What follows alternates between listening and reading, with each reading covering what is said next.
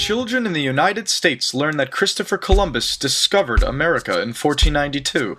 But since there were already millions of people living on the American continents when he arrived, what is Columbus's real importance in history?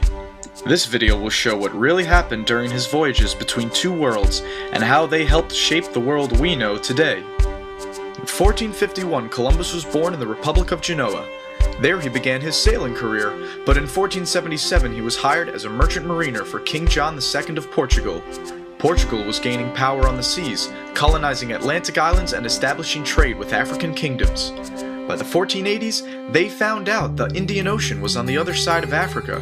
This discovery gave them a fast and cheap trade route to the rich goods of Asia. During Portugal's rise in power, a group of European scholars thought the Earth was smaller than what was previously believed. This meant one could reach Asia by sailing west. Because of the newly invented printing press, Columbus read about these recent theories and was enthralled with the idea of sailing west for riches. He tried to get funding for an expedition from Portugal, but King John didn't believe in the small Earth theory. He then tried in France, England, and Spain with no luck until 1492 when the Spanish sovereigns, Ferdinand and Isabella, decided to help fund 3 ships for a voyage. They saw Columbus as a means to compete against Portugal's success. The Niña, Pinta, and Santa Maria set sail on August 3, 1492. After a stop on Gran Canaria, the rest of the trip took 5 weeks. On October 12th, land was spotted. It was an island, and at dawn Columbus went ashore. Because he believed in the small Earth theory, Columbus thought he was near Japan. He called the natives of this island Indians because India was what many Europeans called Asia at the time, but the natives were really called the Taino. Trade began between the two parties, but it was clear that the Taino did not possess the fabled riches of East Asia. However, some of them wore gold as jewelry. Columbus was hungry for gold to bring back to Spain. He wandered around searching for a large amount of gold until the Santa Maria crashed into a reef on Hispaniola. Columbus left 39 men at the site to build a colony. He promised he would return for them and sailed back to Spain. When he arrived in Europe, Columbus was famous. He had sailed into the unknown and returned to tell the tale. He brought back many things to show the Spanish king and queen, including Tainos he had kidnapped. But he did not bring enough gold, so Ferdinand and Isabella equipped Columbus with 17 ships for a second voyage, and named him governor of all the lands he discovered. Columbus was an excellent sailor. He found his way back to Hispaniola using his own keen navigation skills, and kept the coordinates of his route a secret. When the fleet arrived at Hispaniola, they found out that the 39 men who were left there to build a colony had been killed by a local chief.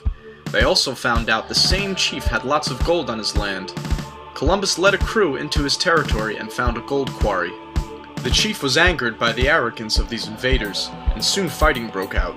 To intimidate the chief, Columbus captured 3 of his captains and beheaded them in public. This enraged the Tainos and disturbed many of the Spanish. To make things worse, there was soon no gold left to mine. Columbus sent letters back to Spain on a ship and exaggerated the amount of gold that was found. To produce more profit for the king and queen, Columbus suggested starting a slave trade. Without waiting for a response, he seized over 500 natives and sent them to Spain. Most of the remaining natives fought against this injustice, so Columbus unleashed terror on them. Once defeated, they were forced to pay tributes of gold to the Spanish. It was worse than slavery. People who didn't find enough were punished brutally. Forced to constantly look for gold, the Taino could not farm their lands anymore. Many escaped into the hills, only to be hunted down. During the first few years of the tribute system, 50,000 natives died. Columbus's brutal command made him enemies in the colony as well as in Europe. In 1496, he sailed for Spain to defend his actions to Ferdinand and Isabella.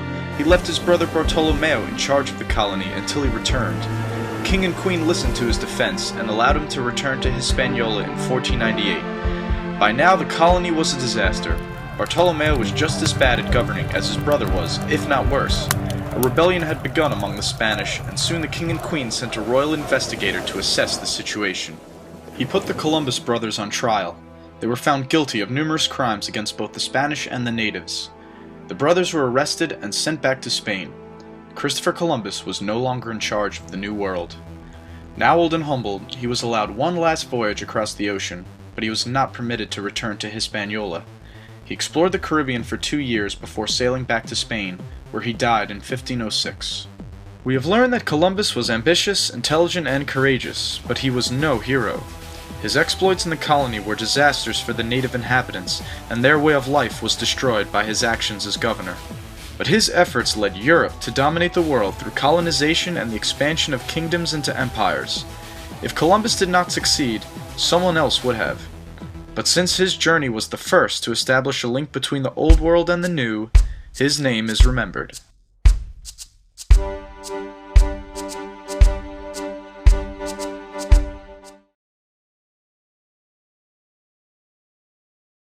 Pull the trigger. Maybe you should pull the fucking trigger. Pull the trigger.